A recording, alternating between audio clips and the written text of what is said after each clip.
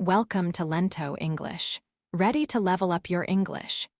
Here we learn through stories, slow, clear, and fun. Listen, relax, and enjoy the journey. 1. Introduction. What is Buddhism? This is a simple but important question. Buddhism is a very old set of ideas. It started in a country called India a long, long time ago, perhaps more than 2,500 years ago. It is more than just a set of ideas, it is seen as a path. This path is about understanding life. It helps people find a way to live with less suffering and more peace. The story of Buddhism starts with a man who was a prince. His name was Siddhartha Gautama. He lived a life of comfort and luxury inside a big palace. He did not know about the problems in the world outside, but one day he saw things that changed his life forever. He saw an old person, a sick person, and a dead person. For the first time, he truly saw that life includes difficulty and pain. This made him think deeply about suffering. Why do people suffer? Is there a way to escape it? The prince felt a strong need to find the answers to these big questions, so he made a very important decision. He left his comfortable home, his family, and his life as a prince. He went out into the world with nothing, like a poor man. He wanted to find the truth about life and suffering. He tried living in different ways. He lived a very hard life, eating very little and having no comforts. He thought this might help him find the answer, but it did not. He realized that living a life of great luxury was not the answer, and living a life of great hardship was also not the answer. Through his search, he found an important idea, the middle way. This is a balanced path, not going to extremes. He continued his journey of understanding. One day, while sitting quietly under a large tree, he had a very deep understanding. He found the answers to why people suffer and how suffering can end. At that moment, he became known as the Buddha. The Buddha is someone who is fully awake or enlightened. The Buddha began to teach others what he had learned. He taught about the nature of suffering and its causes. He explained that much suffering comes from wanting things, always wanting more or wanting things to be different. He also taught that it is possible to end suffering. He showed people a path, a way of living and thinking that leads to peace. This ultimate state of peace is called nirvana. Reaching nirvana means ending the cycle of suffering and rebirth. This book will tell you the story of the Buddha, from his life as a prince to his journey of finding answers. It will explain the main lessons he taught. You will learn about his path to becoming enlightened and the ideas that millions of people follow today. This introduction is an invitation to explore this ancient story and its timeless message about understanding life and finding peace. 2. The Prince's Story. In ancient India, there was a prince named Siddhartha Gautama. He was born in a place that is now called Nepal. Siddhartha lived inside a very large palace. His family loved him very much and wanted him to be happy always. They built high walls around the palace. These walls were there to keep out anything sad or difficult from the prince's life. Siddhartha had everything he needed and wanted. He had beautiful clothes, nice food, and many people to help him. He did not see sickness, old age, or death. He lived a life of comfort and joy inside the palace walls for many years. He did not know about the problems that people faced outside, but one day Prince Siddhartha went outside the palace. This was a very important day. For the first time, he saw an old person. The person was weak and could not walk well. Then he saw a sick person. This person was in pain. After that, he saw a dead person. This person was not moving or breathing. Seeing these things made the prince feel very sad. He thought, is this what happens to everyone? Does everyone get old, sick, and die? He realized that life outside the palace was full of suffering. These sights changed everything for Siddhartha. He could not be happy in his comfortable life anymore. He knew he had to find an answer to the problem of suffering. He wanted to understand why people suffer and if there was a way to stop it. So Prince Siddhartha made a very big decision. He decided to leave his palace, his family, and his rich life behind. He left everything to search for the truth about life and suffering. He became like a poor man, owning nothing, and started a long journey to find answers. 3. The search for answers. After leaving his rich home, Siddhartha Gautama started his search for truth. He chose to live a very simple life. He became like a poor man who owned nothing. He did not have comfortable clothes or nice food. He did not sleep in a soft bed. He spent his time traveling and thinking deeply. He wanted to find out why people suffer and how to stop it. He met many teachers and tried different ways of living. Some people believed that living a very hard life was the way to find truth. This meant not eating much food. It meant not having any comfort at all. Siddhartha decided to try this path. He ate only a little food each day. He tried to control his body and mind by making life very difficult. He sat for many hours in meditation, even when it was cold or hot. He lived like this for several years. He hoped that this extreme life would help him understand the world better. He thought it would bring him closer to the answers he needed. He tried to stop all his wants and needs. But after a long time, Siddhartha realized something important. Living this very hard life did not give him the answers he wanted. It did not bring him peace or understanding. Instead, his body became very weak. He was often hungry and tired. It was hard for him to think clearly. He saw that this path of extreme hardship was not the right one for finding truth. He thought about his life in the palace before. That life was full of comfort and nice things. But that life also did not help him understand suffering. It hid the problems of the world from him. So he saw that having too much living in luxury was not the answer, and having too little living in extreme hardship was also not the answer. Siddhartha understood that he needed a different way. He needed a path that was not extreme. It should be a path between having too much and having too little. This idea became very important to him. It is called the middle way. It means finding balance in life. It means taking care of yourself, but not being greedy or wanting too many things. It means living simply but not making yourself suffer unnecessarily. It is about having enough to live and think clearly, but not so much that you forget about others or the world's problems. Discovering the middle way changed Siddhartha's search completely. He stopped living the life of extreme hardship. He started to follow this new balanced path. He felt that this was the correct direction for his journey.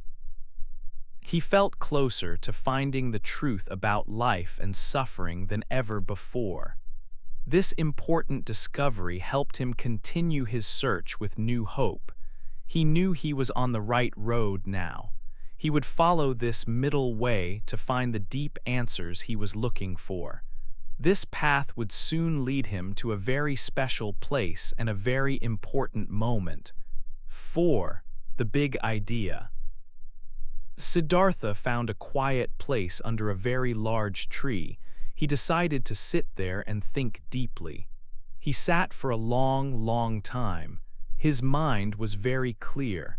He was searching for the truth about life, about why people suffer. And under that tree he found the answers. It was a moment of great understanding. This moment is called enlightenment. When Siddhartha reached this deep understanding, he changed. He was no longer just Siddhartha Gautama, he became the Buddha. This word means the awakened one. He had woken up to the truth of how life works. He understood the big questions he had searched for. Now that he understood, he wanted to help others. He had a very important message to share with the world.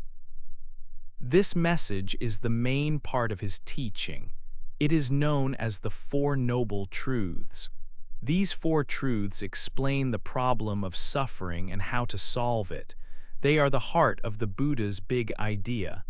The first noble truth is about suffering.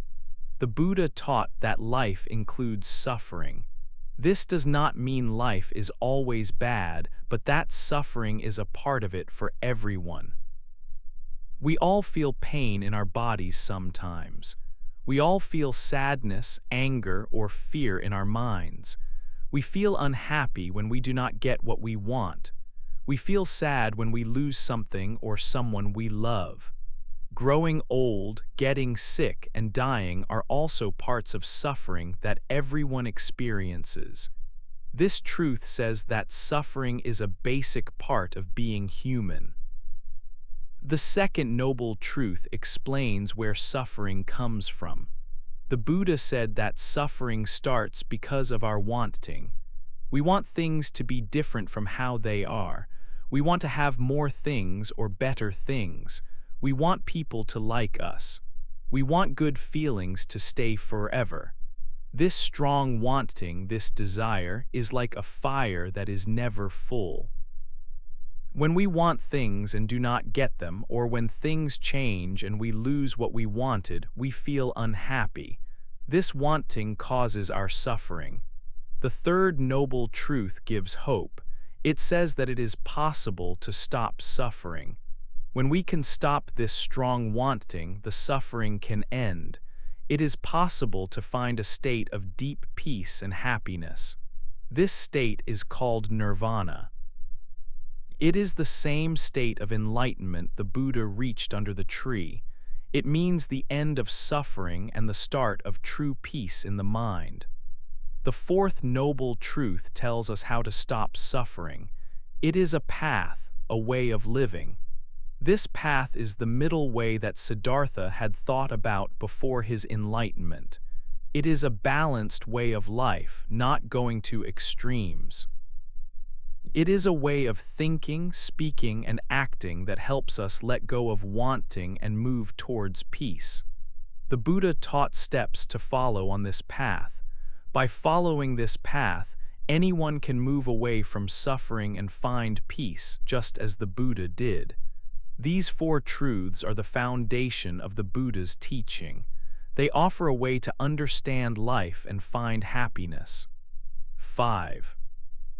The wheel of life. Buddhists have an important idea about life. They think life is like a wheel that turns. This wheel is the cycle of being born, living, dying, and then being born again. This idea is called reincarnation. It means that when a person dies, their life does not just end completely. They will be born again into a new life. This cycle can turn many, many times. People are born into different lives, sometimes good, sometimes difficult. It depends on something called karma.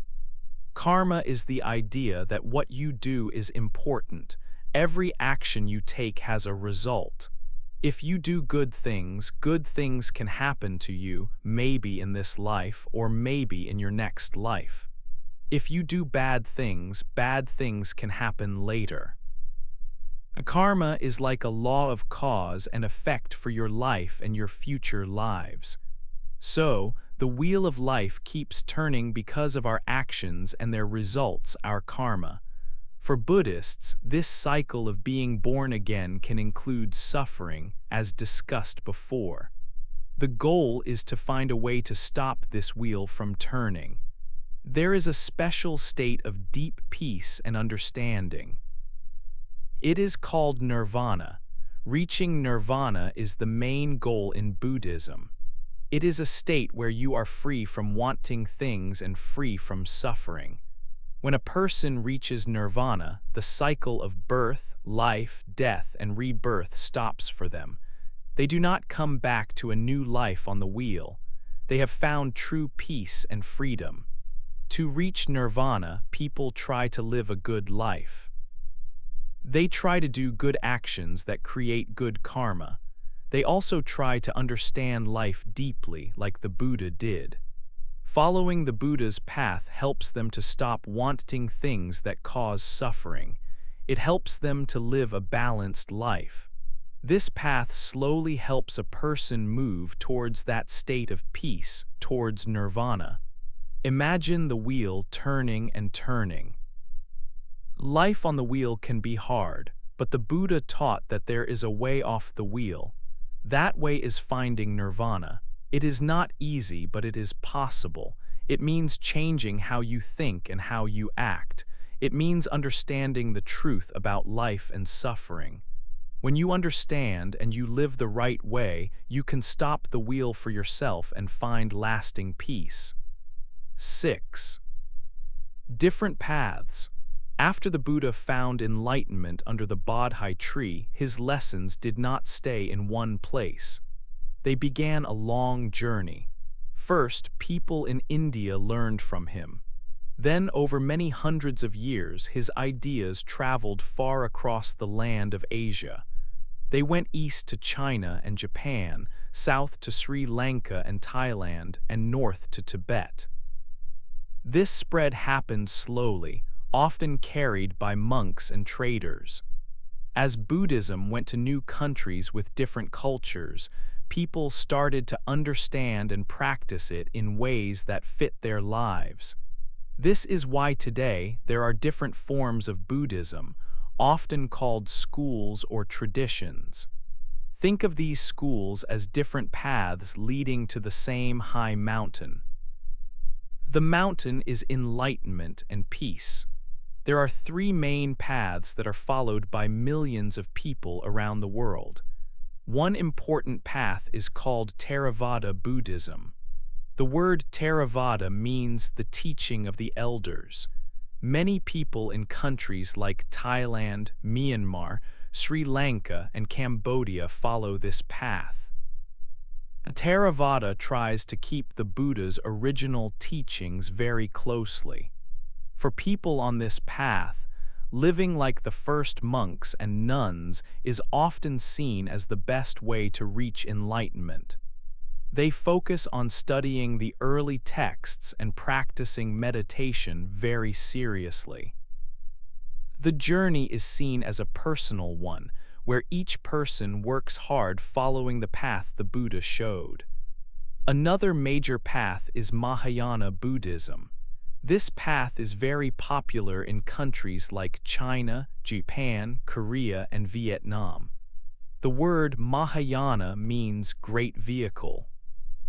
Followers of Mahayana believe that the goal is not just to reach enlightenment for yourself, but to help all other living beings reach it too. They have the idea of the Bodhisattva, someone who is ready for nirvana but waits to help others.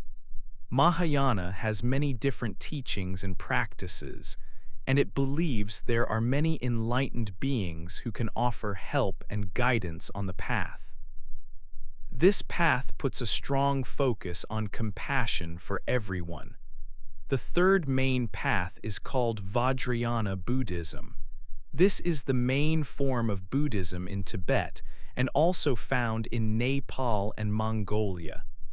Vajrayana means diamond vehicle or thunderbolt vehicle. People on this path use special methods, rituals, and teachings to try to reach enlightenment very quickly, perhaps even in one lifetime. It is sometimes seen as a faster or more powerful way to the goal. Teachers, like the Dalai Lama, are very important in Vajrayana. These different paths show the rich history and many ways people have followed the Buddha's original lessons to find understanding and peace in their lives. Each path offers its own way to practice kindness, meditation, and wisdom. 7. A way of living today. The old ideas from long ago are still very important today. People around the world use these ideas in their daily lives. A main part of this way of living is being kind to everyone. It means trying to be peaceful in your heart and peaceful with others. Compassion is also very important. This means you try to understand how other people feel, especially when they are sad or having problems. You want to help them. This is how people try to live well in the modern world, following these old teachings. Art and culture are big ways that these ideas are shared. Pictures, statues, and even buildings can show stories and lessons from the teachings. They help people understand the ideas in a visual way. They show what kindness looks like or what peace feels like. Art helps keep the teachings alive and beautiful for many people to see and learn from. Communities and special places like monasteries are also important. In communities, people who follow these ideas often meet to help each other.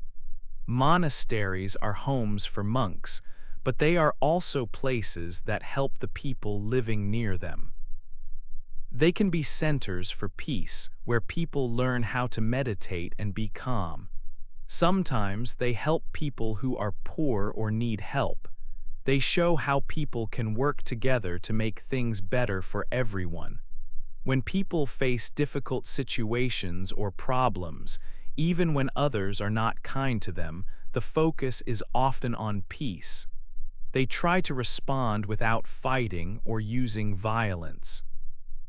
This idea of nonviolence is very strong. It means trying to find peaceful ways to solve problems. It comes from the deep belief in being peaceful and kind to all living things. This is a hard thing to do sometimes, but it is an important part of this way of living today. So, the lessons that started with the prince under a tree are not just history. They are a way for millions of people to live their lives today. They offer a path for being a good person, living with kindness, peace, and compassion. They show how to be part of a community and how to face problems in a peaceful way. This is how the ancient wisdom helps people in the world right now. 8. The lesson's meaning.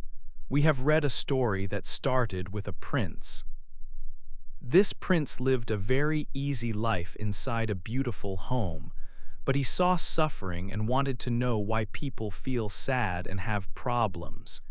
He left his home and searched for a long time. He tried different ways of living, both very hard and very easy.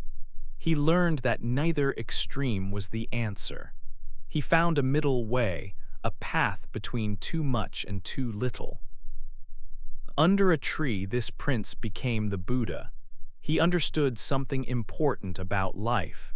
He taught that life includes suffering. This is the first main idea. He also taught that suffering often comes from wanting things. When we want things we don't have or want things to be different, we can feel unhappy. This is the second main idea, but the Buddha's lesson is hopeful. He said it is possible to stop this suffering. This is the third main idea, and he showed a way to do it. This way is like a path.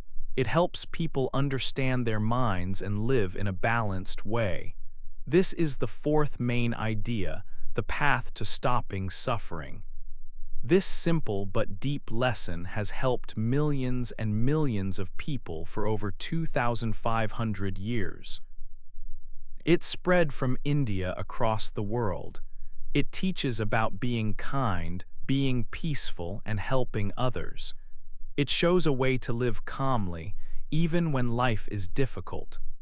The story of the prince and his lesson is about the human search for answers. It is about finding a way to live happily and peacefully in a world that is not always easy. It teaches that understanding ourselves and the world around us can lead to a balanced life and true peace.